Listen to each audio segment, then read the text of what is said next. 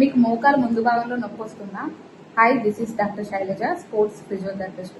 మోకాలు ముందు భాగంలో ఎందుకు నొప్పి వస్తుందో ఈ వీడియోలో క్లియర్ గా తెలుసుకుందాం. వీడియో చివరి వరకు చూడండి. మోకాలు ముందు భాగంలో నొప్పి రావడానికి ముఖ్యంగా పటెలార్ టెండాన్ అనేది ఓవర్ యూజ్ అయినప్పుడు, లేదంటే బాగా స్ట్రెయిన్ అయినప్పుడు, ఇన్ఫ్లమేషన్ జరిగినప్పుడు ఈ మోకాలు ముందు భాగంలో నొప్పి వస్తుంది. దీన్నే జంపర్స్ నీ అంటారు.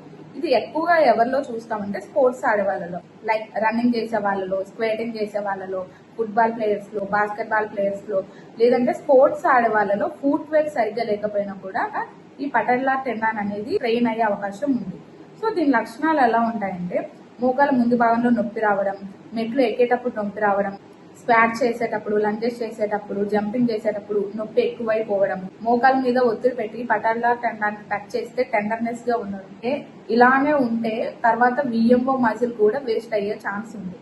సో దీనికి ట్రీట్మెంట్ ఏం చేయాలంటే జంప్ చేయడం కానీ, రన్ చేయడం కానీ అసలు ఏం చేయకుండా రెస్ట్ తీసుకోవాలి. తర్వాత ఐస్ అప్లై చేయాలి. తర్వాత టేపింగ్ థెరపీ తీసుకోవాలి.